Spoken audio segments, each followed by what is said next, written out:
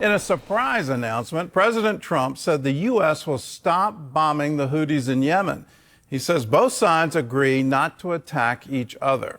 So far, the Houthis haven't publicly confirmed the agreement. They're also vowing to continue attacking Israel. Chris Mitchell reports from Jerusalem.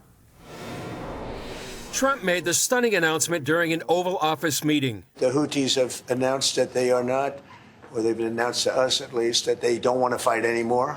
And we will honor that, and we will stop the bombings, and they have capitulated. Oman, who helped negotiate the agreement, said the Houthis agreed to stop attacks on U.S. ships in the Red Sea.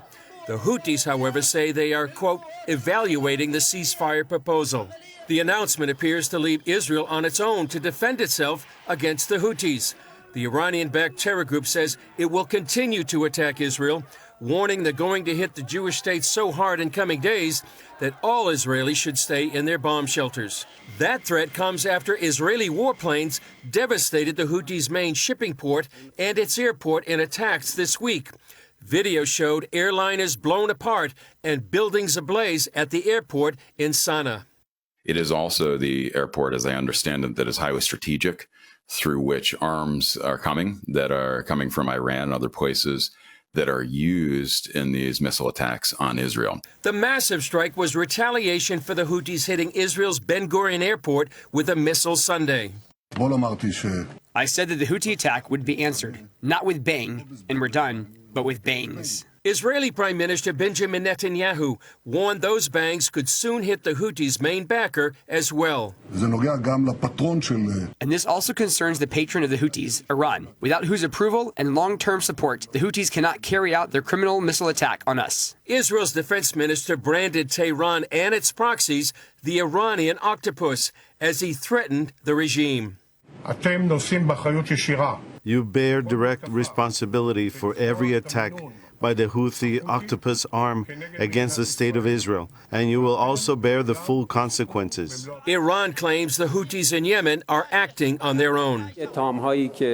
All accusations against Iran in connection with what Yemenis are doing are baseless. Meanwhile, President Trump is reiterating his desire to make a deal rather than bomb Iran to keep it from developing nukes. This is really crunch time, I would tell you, for Iran and for their country. This is a very important time for Iran. This is the most important time in the history of Iran for Iran.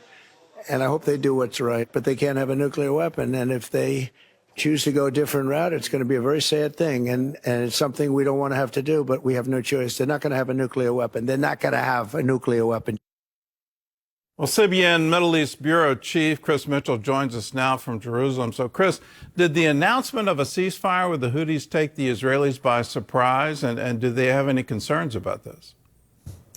Well, they do have concerns, and right now Israeli media has been reporting, Gordon, that it really did take Israel by surprise, and apparently they weren't informed in advance. The concerns they have is that why not include Israel in that ceasefire with the Houthis? The Houthis agreed, apparently, to stop attacking shipping in the Middle East, but they're pledging to continue to hit Israel. And some wonder, and maybe extrapolating, could this mean that the U.S. may strike a deal with Iran that is good for the U.S. but ignores the needs of Israel? Now, President Trump said in our report there Iran won't get a nuclear weapon. The concern, I think, here in Israel is how will that be achieved? And a deep concern about a bad deal. Now, what would a bad deal be? That allowing Iran to keep its centrifuges, keep enriching uranium, anything less than the total destruction of the nuclear infrastructure of Iran.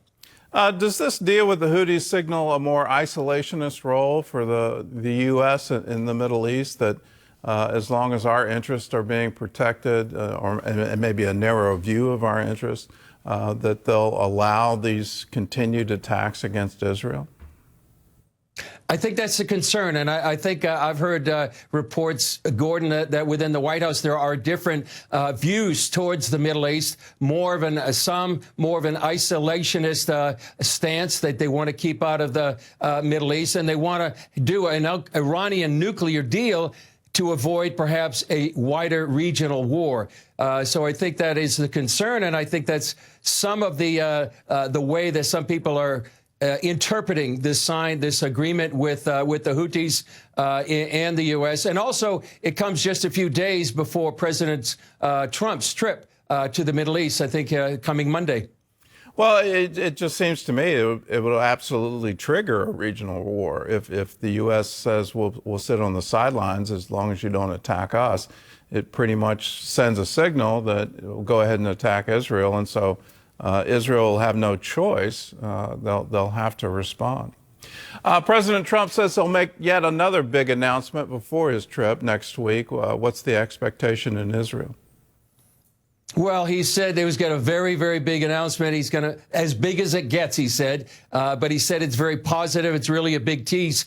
He also said it's one of the most important announcements that have been made in many years. Now, there's a range of possibilities of what people here in Israel are thinking. One is a deal between the U.S. and Iran.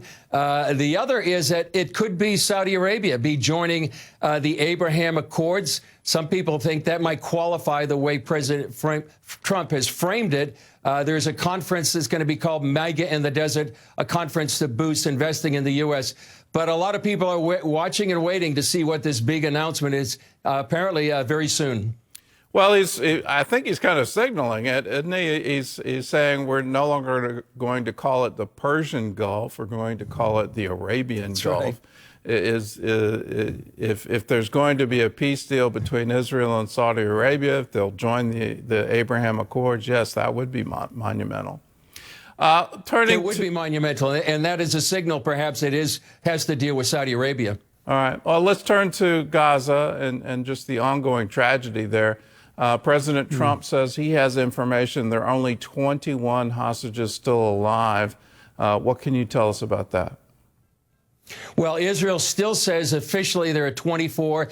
The reason, Gordon, is that they don't change the number unless they can be, quote, definitively confirmed. We understand 59 are remaining, 24 according to Israel, 21 according to President Trump. You know, last night I was at an event welcoming Ambassador Mike Huckabee to Israel. It was at the Friends of Zion Museum.